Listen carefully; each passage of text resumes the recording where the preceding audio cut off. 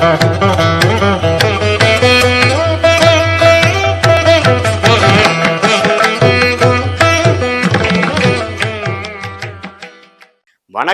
நான் உங்கள் அன்பான சயின்டிபிக் வேதிக் அஸ்ட்ராலஜர் அஸ்ட்ரோரஞ்சி பேசுகிறேன். நல்லது நினைப்போம், நல்லதே நடக்கும்.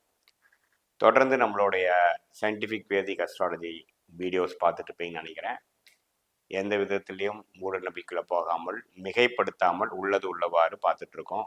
எப்படி ஒளி தத்துவம் நம்மளுடைய பூர்வ ஜென்ம கர்மாவை இந்த வாழ்க்கையில் வாழ்க்கை சம்பவங்களாக உருவெடுக்க உதவுகிறது என்பதை நம்ம பார்த்துட்டு இருக்கோம். அந்த அடிப்படையில் பார்த்தீங்கன்னா, இந்த வீடியோவில் சிம்ம ராசிக்காரர்களுக்கு செப்டம்பர் 2024 எத்தகைய ஒரு மாதமாக இருக்க போகிறது என்று பார்க்க போகிறோம். இதற்கு முன்னாடி நம்மளுடைய சேனல் ஃபஸ்ட் டைம் வரவங்க மறக்காமல் சப்ஸ்கிரைப் பட்டன் கிளிக் பண்ணுங்கள், லைக் கொடுங்க, பிடித்த வீடியோஸை ஃப்ரெண்ட்ஸ் அண்ட் ரிலேட்டிவ்ஸ்க்கு ஷேர் பண்ணுங்கள்.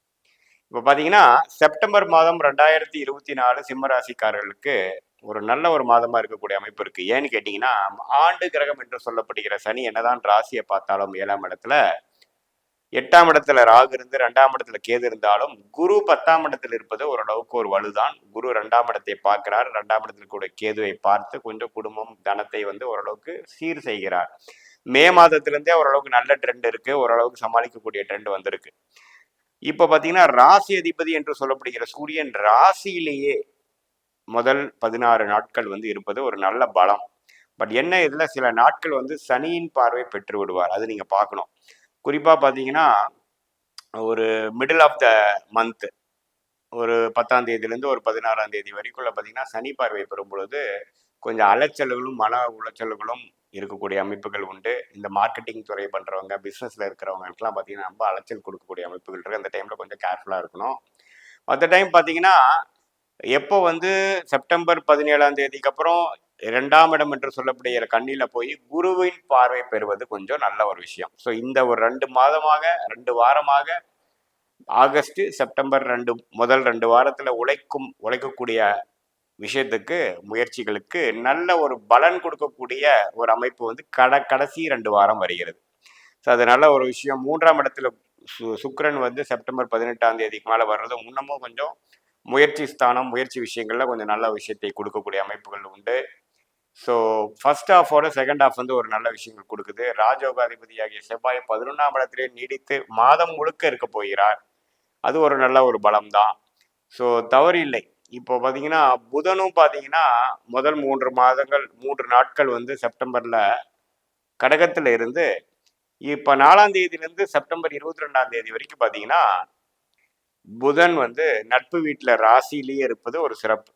அதுக்கப்புறம் பார்த்தீங்கன்னா, மாதத்தின் கடைசி வாரத்தில் குருவின் பார்வையை பெற்று படிப்பு விஷயங்கள், தனம் விஷயங்கள் எல்லாத்துலேயும் ஒரு நல்ல முன்னேற்றத்தை கொடுக்கக்கூடிய அமைப்புகள் இருக்குது. மாணவர்கள் நல்லாவே படிக்கக்கூடிய அமைப்புகள் இருக்குது.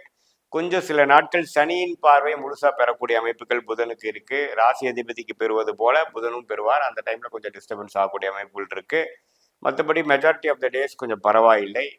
அதுக்கப்புறம் மாதத்தின் கடைசி 2024 செப்டம்பர் 23ஆம் தேதிக்கு அப்புறம் பார்த்தீங்கன்னா, கடைசி வாரம் 2ஆம் இடத்துல மூல திருக்கோண ஸ்தானத்தில் ஆட்சி பலம் பெறுவது புதன் வலு, குரு பார்வை பெறுகிறார். ஸோ நல்ல விஷயங்கள் நடக்கக்கூடிய அமைப்பு, சொத்துக்கள் வாங்கக்கூடிய அமைப்புகள், எல்லாத்துக்குமே ஒரு வயசு வித்தியாசம் இல்லாமல் நல்ல பலனை கொடுக்கக்கூடிய அமைப்புகள் அந்த மாதத்தின் இறுதி பகுதி இருக்குங்க. ஸோ பொதுவாக பார்க்கும் பொழுது ராசி அதிபதி வலுவாக இருக்கிறனாலையும், 2ஆம் இடம் கொஞ்சம் வலுவாக இருக்கிறனாலையும், 10ஆம் இடத்துல குரு 2ஆம் இடம், 4ஆம் இடம், 6ஆம் இடத்தை பார்ப்பதனாலும் கொஞ்சம் வியாபாரம், தொழில், வீடு, வண்டி வசதிகள் எல்லாம் ஓரளவுக்கு சமாளிக்கக்கூடிய அமைப்புகள் இருக்கக்கூடிய கிரக நிலைகள் இருக்குதுன்னு பார்க்குறோம். என்னதான் இருந்தாலும் 7ஆம் இடத்துல அஸ்தாதிர சனி என்று சொல்லக்கூடிய 7ஆம் இடத்துல பார்த்தீங்கன்னா சனி இருந்து ராசியை பார்த்து 8ஆம் இடத்துல ராகு இருக்கும் பொழுது, இப்போ ட்ராவலிங் பண்ணுறப்போ, தூரப்பிரதேசம் போகக்கூடிய, வெளிமாநிலம் போகிறப்போ கொஞ்சம் கேர்ஃபுல்லாக இருக்கணும். நம்மக்கிட்ட இருக்கிற திங்ஸ்லாம் கரெக்டாக வச்சுக்கணும். பார்த்துருக்கக்கூடிய அமைப்புகள் இருக்குது. ஏன்னா ஒரு 6 மாதம் கழித்து பார்த்தீங்கன்னா சனி 7ஆம் இடத்தை விட்டு 8ஆம் இடம் வர்றாரு. அது வேற மாதிரி பலன்கள் கொடுக்க போகிறது. அது வரைக்கும் கொஞ்சம் வேலைப்பாடுகள், அலைச்சல்கள் எப்பவுமே கொஞ்சம் அதிகமாக இருக்கக்கூடிய அமைப்புகள் தான் இருக்குது. பட் இருந்தாலும் இந்த செப்டம்பர் மாதம் குறிப்பாக சொல்ல வேண்டுமென்றால், 2வது ஹாஃப், செகண்ட் ஹாஃப் ஓரளவுக்கு நல்ல பலன்களும், முயற்சிக்கேற்ற ஒரு நல்ல பலன்களும், ஒரு வசதி வாய்ப்புகள், புத்தி கூர்மை, சில விஷயங்கள் செய்து கொடுக்கறது, முடிச்சுக்கிறது, சொத்து வாங்குறது, தன விஷயத்துல திருப்தியான ஒரு அமைப்பு, படிப்பு விஷயத்துல மாணவர்களுக்கு ஒரு திருப்தியான அமைப்பு, அதெல்லாம் கொஞ்சம் கொடுக்கக்கூடிய அமைப்புகள் வந்து கண்டிப்பாக இந்த மாத கிரகத்தின் பயிற்சி என்று சொல்லப்படுகிற சூரியன், புதன், செவ்வாய் பயிற்சி, சுக்கிரன் பயிற்சி கொடுக்குதுங்க. ஸோ பொதுவாக பார்க்கும் பொழுது சிம்ம ராசிக்கு ஒரு நல்ல பலன்களை கொடுக்கக்கூடிய ஒரு மாதமாக, குறிப்பாக செகண்ட் ஹாஃப் நல்லா இருக்கக்கூடிய அமைப்புகள் கண்டிப்பாக இருக்கு. இது பொதுவான பலன்களை தவிர உங்களோட ஜென்ம ஜாதகம், அதாவது பிறந்த தேதி, பிறந்த நேரம், பிறந்த ஊர் வைத்து ஜென்ம ஜாதகத்தை பற்றி தசாபுக்திகள் எப்படி இருக்குன்னு வச்சு பார்க்கும் பொழுதுதான் துல்லியமான பலன்கள் கொடுக்கும். அதில் நல்ல தசைகள் போகும்போது நல்ல பலன்கள் நான் சொன்னது அதிகமாகவும், ஒரு சுமாரான தசைகள் போகும்போது நான் சொன்ன சாதகமற்ற பலன்கள் கொஞ்சம் அதிகமாக இருக்கக்கூடிய அமைப்புகள் இருக்கு. நம்ம அதை வச்சு பார்த்து தான் துல்லியமான பலன்கள் சொல்ல முடியும். மீண்டும் மற்றொரு காணொலியில் சந்திப்போம். நன்றி, வணக்கம்.